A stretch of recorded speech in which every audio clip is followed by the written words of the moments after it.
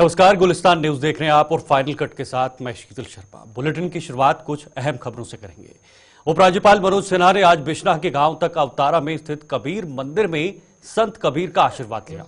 जम्मू कश्मीर कबीर सभा के न्योते पर उपराज्यपाल वहां पहुंचे और इस दौरान उन्होंने वहां माथा टेका और साथ ही साथ कबीर समाज की कुछ मांगों का संज्ञान लेते हुए उन पर जल्द गौर करने का आश्वासन दिया है। उपराज्यपाल ने इस दौरान समाज के कुछ मेधावी बच्चों को भी सम्मानित किया है।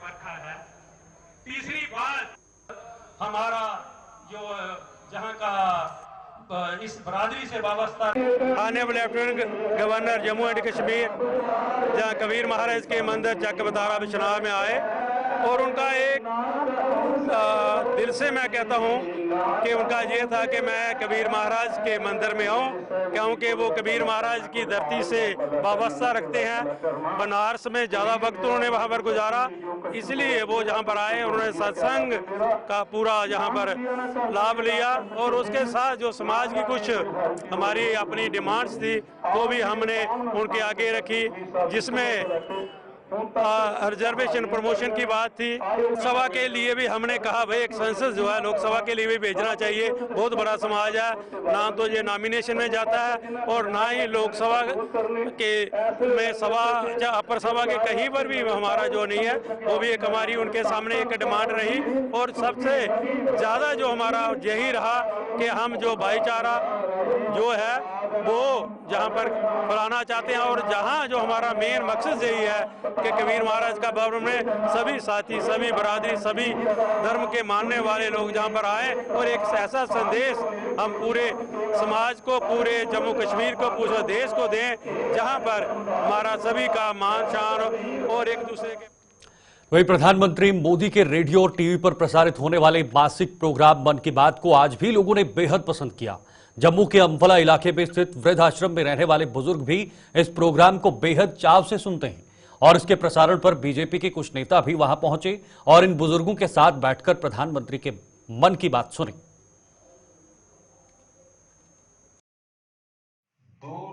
सबसे बड़ी बात या युवाओं के लिए नरेंद्र भाई मोदी जी ने बोला, उन्होंने लीडर्स डायलॉग की बात किया कि उन्होंने आने वाले समय में दिल्ली के अंदर एक 2000 युवाओं का एक सम्मेलन किया जाएगा, जिसमें जो परिस्थितियां हैं यहाँ की और ख़ासकर आने वाली पीढ़ी जो राजनीति के अंदर जो युवा भाग नहीं लेना चाहते, उनको किस प्रकार से इसमें लाया जाए।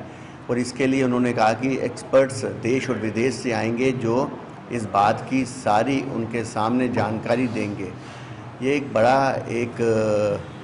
अपना मोदी जी द्वारा एक इस देश को आगे ले जाने के लिए दूसरी पीढ़ी तैयार करना ये महत्वपूर्ण काम आज उन्होंने बताया है। और उसके साथ साथ उन्होंने बुजुर्गों के लिए लाइफ सर्टिफिकेट के लिए बात रखी। उन्होंने कहा कि आज बुजुर्ग हैं यहाँ भी कि बुजुर्ग अब बैंक में नहीं जाएंगे और उन्होंने 2-4 अनुभवी युवाओं की भी बात रखी है कि वो जाकर युवाओं को इस बात के लिए प्रेरित करते हैं कि अब आपके पास स्मार्टफोन तो है पर उसकी ज़रूरत के मुताबिक आप लोगों ने उसका आगे बढ़ेंगे। भारतीय मजदूर संघ ने सरकार द्वारा श्रम कानूनों में किए गए संशोधनों का स्वागत किया है।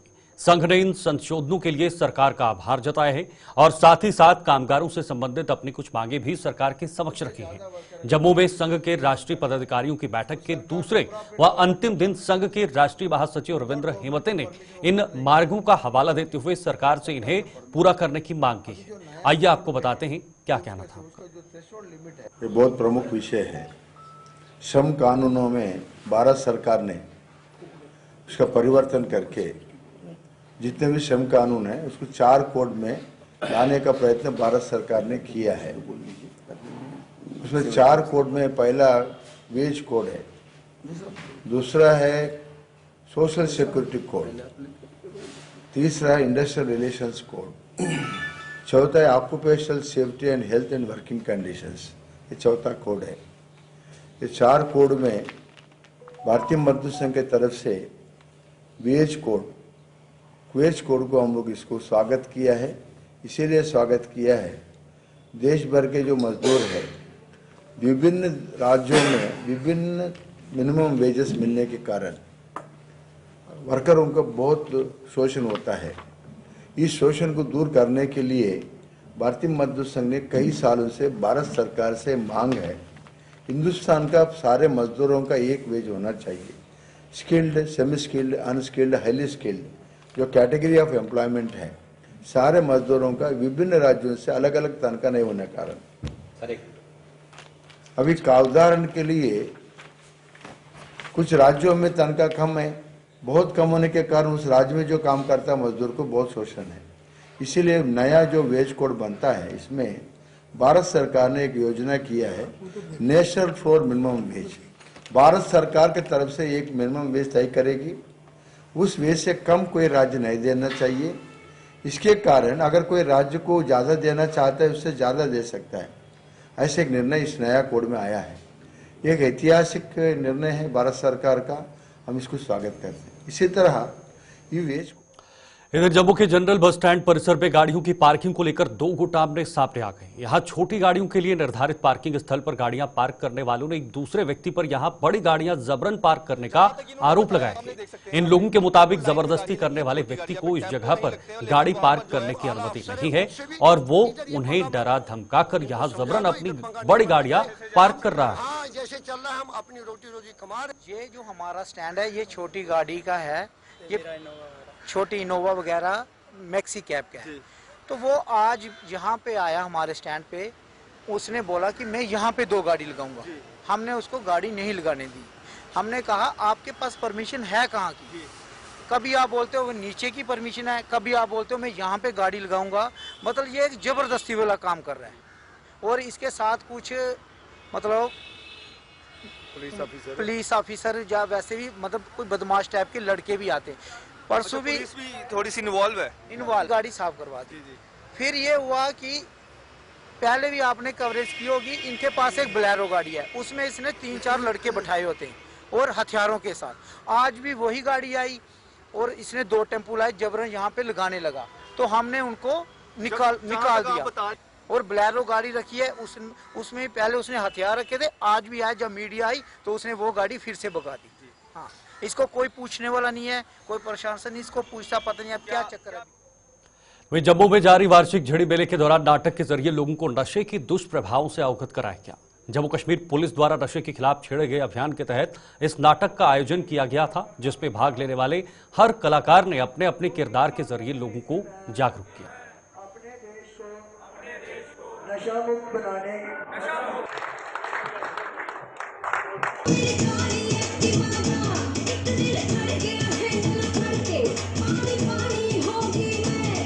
पूरी डाल चाहिए है।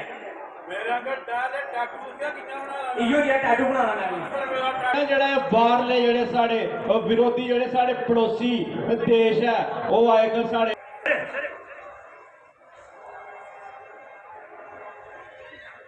शिंदो ने ये पाउडर दिया ठीक है किया ये पला ये जरा सारा मैं ले लिया हर रील पर फॉलो कराना, लाइक कराना, आखना आदम वो ते गल छट पड़ी। तू सुनिया हो करनी करे कि मेरे मुंडे की ना दिल्ली दो बरसाती ऊपर सारे नहीं होगा। यहाँ पे एक सबके साथ मिलके सिविल एडमिनिस्ट्रेशन सीबीसी के साथ मिलके हमने ये प्रोग्राम किया और ताकि हमारा ये मैसेज जो है जन जन तक पहुँचना चाहिए कि ड्रग्स जो है हमारा भविष्य नहीं है, हमारे मुल्क का भविष्य नहीं है। ये हमारे यूथ को जो है बहुत ख़राब कर रहा है, बहुत सारी डेथ्स हो रही हैं। नो डाउट कि बहुत सारा काम भी हो रहा है इस चीज़ को देखते हुए गवर्नमेंट लेवल पे, सोसाइटी लेवल पे, एनजीओज बहुत सारा काम कर रही हैं, लेकिन फिर भी हमें और ज़्यादा काम करने की ज़रूरत है। सब मिलके काम करेंगे। आपके माध्यम से मैं पब्लिक को ये मैसेज देना चाहता हूँ कि कम से कम माँ बाप से लेके, घर से लेके सोसाइटी तक हम सबको मिलके इस लड़ाई को लड़ना है, तभी जाके हम नतीजा कोई अच्छा ले पाए। देखिए, इस तरह के नुक्कड़ नाटक हमने स्कूलों में नहीं किए हैं, लेकिन अवेयरनेस के प्रोग्राम हम स्कूल कॉलेज में जाके बच्चों के साथ करते हैं, उनके पेरेंट्स के साथ करते हैं। आपने देखा होगा कि डिफरेंट रैलीज भी निकलती हैं ड्रग्स को लेके, एंटी ड्रग्स को लेके। लेकिन ये वाले प्रोग्राम जो है हम इन लोगों के साथ कोलैबोरेट करते हैं। आगे बढ़ेंगे। धर्मनगरी कटरा के ताराकोट इलाके में प्रस्तावित रोपवे के खिलाफ मां वैष्णो देवी यात्रा के पुराने मार्ग के कारोबारियों का आंदोलन आज तीसरे दिन भी जारी रहा। इन लोगों ने आज भी दुकानें बंद रखकर प्रशासन के खिलाफ जोरदार प्रदर्शन किया। इन लोगों को इस आंदोलन को अब कुछ सियासी दलों का समर्थन भी मिलने लगा है। इन दुकानदारों ने 72 घंटों की हड़ताल का ऐलान किया था और आगे की इनकी क्या रणनीति रहेगी, इस पर जल्द एक बैठक में फैसला लिया जाएगा। इन दुकानदारों का आरोप है कि रोपवे के जरिए इस यात्रा की आस्था के साथ खिलवाड़ किया जा रहा है और इससे कई लोगों की रोजी रोटी भी छिन जाएगी। यहाँ ब्यूरोक्रेट्स हैं या पॉलिटिकल लोग हैं, चाहे मौजूदा सरकार के हैं, चाहे जो यहाँ प्रत्याशी रहे हैं, मुझे लगता है सबके कानों में कोई जूं नहीं रेंग रही है, क्योंकि मुझे नहीं पता कि ये ब्यूरोक्रेसी कर क्या रहे हैं यहाँ पे।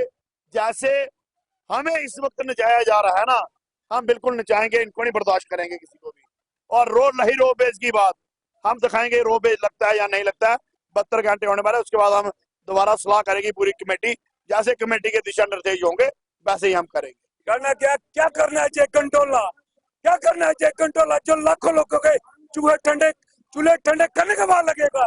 ऐसा कंट्रोला काम विरोध करते हैं। आज हिंदू आस्था के साथ खिलवाड़ हो रहा है, कोई भी बाहर नहीं आ रहा है। 3 दिन से हम प्रोटेस्ट कर रहे हैं इधर। आज ये देखिए पब्लिक पड़ रहा है, हमें अफसोस है। आज 3 दिन से यात्री इतना परेशान है। आप छोटे छोटे बच्चे देखे इतने परेशान है, उनकी सुध लेने वाला कोई नहीं है। हमें अफसोस है, हम भी खून के अथरू रो रहे हैं कि जो ये यात्री परेशान हो रहे हैं। क्या करें, अपने बच्चों को भी जान नहीं दे सकते हैं जो हम बाहर आए हैं। मेरा आपके माध्यम से सभी से यह अनुरोध है कि अब बाहर आए और इससे हमारा साथ है। मैं आपके माध्यम से सभी से यह अपील करता हूँ कि जो पब्लिक परेशान है, आए इनका सहयोग करें, इनकी जो भी परेशानी है उसका हल करें और ये गंडोला बंद कराएं। विकास और सुविधाओं के खिलाफ बिल्कुल नहीं है, मगर विकास और सुविधाओं की आड़ में अगर हिंदुओं की धार्मिक आस्था के साथ खिलवाड़ किया जाएगा, रोजगार के साथ खिलवाड़ किया जाएगा, व्यापार के साथ खिलवाड़ किया जाएगा, स्थानीय लोगों को दरबदर किया जाएगा, तो बिल्कुल शिवसेना हर उस आंदोलन के साथ कंधे के साथ कंधा मिलाकर खड़ी होगी। ये रोपवे परियोजना से यहाँ पर क्या किया जा रहा है, हमारी श्री माता वैष्णो देवी यात्रा का पूरा स्वरूप तहस नहस किया जा रहा है। पहले कोल कंडोली देवा माई के बाद अब जो लोग या गोल गंडोला से जो है यात्रा का फायदा उठाएंगे, वो चरण पादुका से, पवित्र बाण गंगा से और अर्धकुंवारी में मां का आशीर्वाद प्राप्त नहीं कर पाएंगे। यानी हमारी यात्रा के स्वरूप को बिगाड़ा जा रहा है। जम्मू कश्मीर के उपराज्यपाल जो कि श्री माता वैष्णो देवी श्राइन बोर्ड के चेयरमैन भी है, एक सनातनी है और लगातार मुझे लगता है उनकी बार हम उनको देखते हैं, माँ वैष्णो देवी के दरबार में माथा टेकने आते हैं। उनसे अपील है कि यहाँ के स्थानीय लोगों का ध्यान रखें, माता वैष्णो देवी के स्वरूप को ना बिगाड़े, इस आंदोलन को और चिंगारी ना दी जाए। ऐसा ना हो कि ये आंदोलन कटरा से पूरे जम्मू कश्मीर और पूरे देश के अंदर। वहीं शिवसेना डोगरा फ्रंट ने जम्मू कश्मीर की सरकार को उसके वादे याद दिलाने के मकसद से जम्मू में आज प्रदर्शन किया है। डोगरा फ्रंट के मुताबिक सरकार ने अपने घोषणा पत्र में लोगों को 200 यूनिट बिजली मुफ्त देने के साथ साथ 12 एलपीजी सिलेंडर भी मुफ्त देने का वादा किया था, जो अभी तक पूरा नहीं हो पाया है। डोगरा फ्रंट ने दरबार मूव की प्रक्रिया को भी जल्द शुरू करने की मांग करते हुए कहा कि अगर ऐसा होता है तो ही जम्मू का कारोबार पटरी पर लौट पाएगा।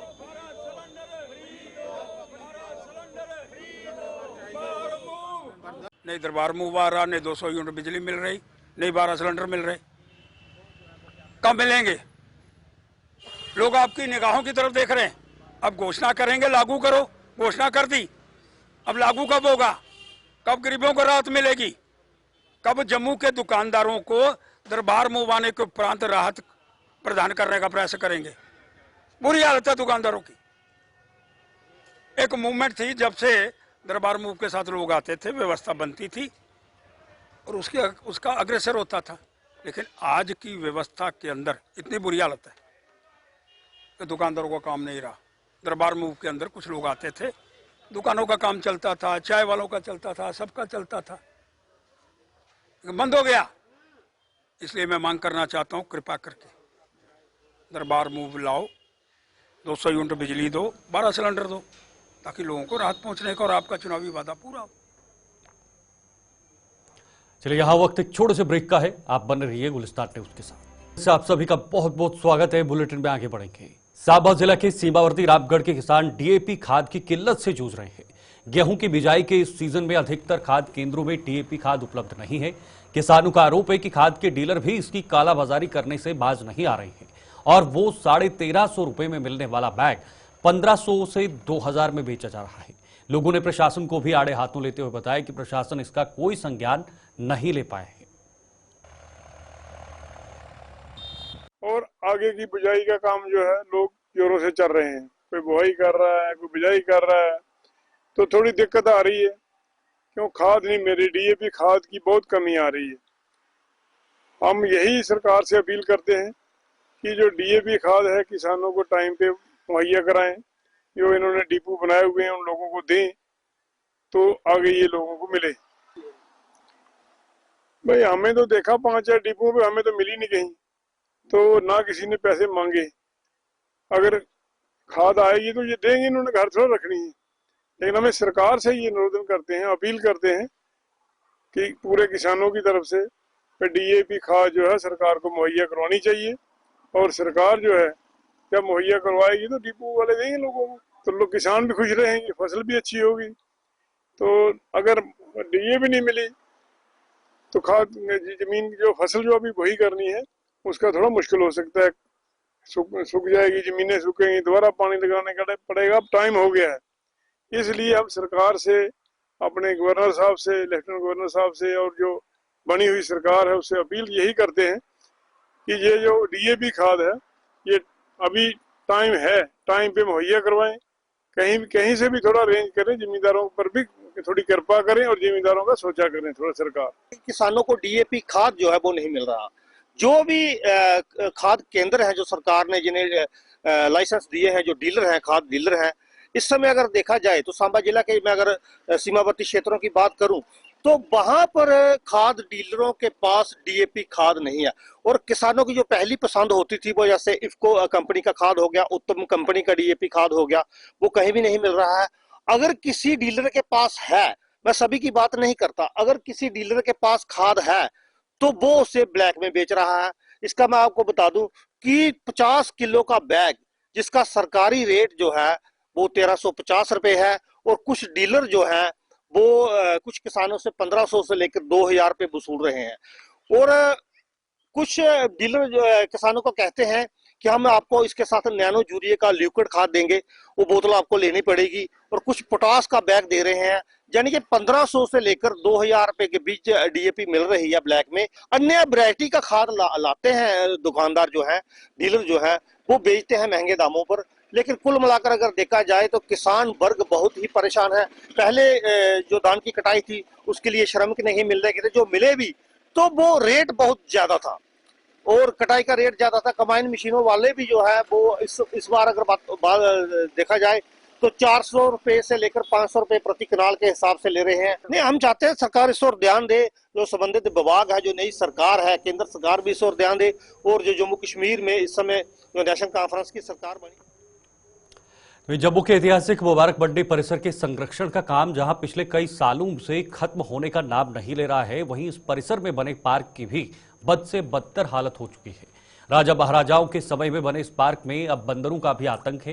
पार्क में सदियों पहले बने फव्वारों की हालत खस्ता हो चुकी है, जिनमें अब पानी के बजाय गंदगी पसरी हुई है। मौजूदा समय में 19 नवंबर से 25 नवंबर तक हेरिटेज वीक चल रहा है और इस परिसर में आने वाले स्थानीय लोग, पर्यटक और यहां तक कि विदेशी पर्यटक भी इस पार्क की दुर्दशा को देखकर सकते में आ गए हैं। फाउंटेन की बात है, जब ये बने थे तब तो इनकी अच्छी हालत थी, अब धीरे धीरे ये टूट रहे हैं। एक तो बंदरों का इधर बड़ा जोर होता है, तो इनमें ना पानी है, ये तो खाली एक शो पीस बन के रह गए हैं, टूटे फूटे हैं ये। तो हालत तो इनकी जर्जरी है, कोई देख रेख इनकी है नहीं, कोई आता ही नहीं। आएगा भी कोई ऑफिसर, कोई मिनिस्टर या कोई चक्कर लगाएंगे, चले जाएंगे, लेकिन उसके बाद इसकी देख रेख जो है ना वो नहीं है। कोई भी चीज़ जो बनती है ना उसकी देख रेख हो, उसकी संभाल हो तो फिर जाकर वो चलती है। वो यहाँ है ही नहीं, कोई भी माली है यहाँ पार्क में कोई नहीं है। जंगले लगे थे तोड़ दिए, जानवर आते हैं, बंदर आते हैं, सब कुछ टूटा फूटा ही है। ये पार्क अब सिर्फ नाम का है, खाली एक निशान रह गया। अभी इधर फाउंटेन है, जो बीच में जो स्टैंड है, ये जो स्टैचू है, ये बचे हुए हैं। बाकी तो सब देख लिए, आप खुद देख लो ये क्या हालत है इनकी। लेकिन हम छोटे छोटे थे जब तो इधर इतनी रौनक होती थी, इतना अच्छा लगता था पार्क में घूमने का, सैर करने का। बच्चे आते थे, सभी आते थे, देखते थे। अब तो ये ऐसे ही खस्ता हालत है। अब गवर्नमेंट जाने, उनका काम जाने, हम आम आदमी क्या कर सकते हैं। श्रीनगर जाओ, आप देखो वहाँ पे जितने भी हैं हिस्टोरिकल बिल्डिंगें, पार्क देखो, मज़ा आ जाता है देखने का। लेकिन जम्मू में जब देखते हैं तो रोना आता है। इसलिए हमारी यही सरकार से गुजारिश है, जो इसके मेंटेन करने वाले हैं उनको यही हम कहेंगे कि इसको जल्दी से जल्दी ठीक करो। तो कोई सुनता ही नहीं, क्या करें। पार्क की हालत थोड़ी खस्ता तो है, लाइक थोड़ी साफ सफाई की ज़रूरत है। बंदर ठीक है, इतना कुछ उन्होंने हमें तंग नहीं किया क्योंकि हम शायद ग्रुप में बैठे हुए थे यूनिवर्सिटी के साथ, बट थोड़ी तो ज़रूरत है इम्प्रूवमेंट की यहाँ पे। फ़िलहाल तो हम यहाँ पे पढ़ने आए थे, बट यहाँ पर आके जब हमने सर्वे किया तो हमें देखने को मिला कि यहाँ पे आतंक थोड़ा सा है, थोड़े बच्चों के लिए ख़तरनाक हो सकते हैं बंदर। बाकी अगर हम ध्यान भरते तो इतनी कोई बड़ी बात नहीं है। I hope they will get fast because you need to renovate because it's a beautiful place. आगे बढ़ेंगे। सुरनकोट में जोगी मोड़ से लेकर चेक पोस्ट तक बन रही सड़क विवादों में गिर गई है। स्थानीय लोगों ने सड़क का निर्माण डीपीआर के अनुरूप नहीं करने का आरोप लगाया है। लोगों ने जिला व तहसील प्रशासन के खिलाफ प्रदर्शन करते हुए आरोप लगाया कि पुंछ के डीसी और स्थानीय विधायक को भी अवगत करवाने के बावजूद उनकी कोई सुनवाई नहीं हो रही है। यह काम नियमों को ताक पर रखकर किया जा रहा है और अगर 2 दिनों के भीतर प्रशासन ने कोई कदम न उठाया तो वो आंदोलन शुरू करने पर मजबूर हो जाएंगे। आज हमको बता दें, हो गया 1 साल ये रोड की यही कंडीशन है। और 10 दिन पहले यहाँ पे हमने डीसी साहब को पूछ, अपने एमएलए साहब को, हर किसी को फोन करके यहाँ पे बुलाया कि आओ देखो, लेकिन हमारे पास कोई नहीं आया। हमारे पास बस यही एक चारा कि हम रोड बंद करेंगे, ठीक है। जब तक हमारे पास एक्शन ना आएंगे, डीसी साहब ना आएंगे, एसडीएम साहब तहसीलदार नहीं, हम इस रोड को बिल्कुल नहीं बनाने देंगे। एक बात जो होगी। दूसरा हमारा मुतालबा ये है कि यहाँ पे ड्रेनेज सिस्टम कोई नहीं है, पुली एक नहीं बनाई इन्होंने, और ये जिसके ऊपर ये ब्लैक टॉप कर रहे हैं, आप खुद अपने चैनल से देख सकते हैं कि इसके ऊपर ब्लैक टॉपिंग हो सकती है, ठीक है।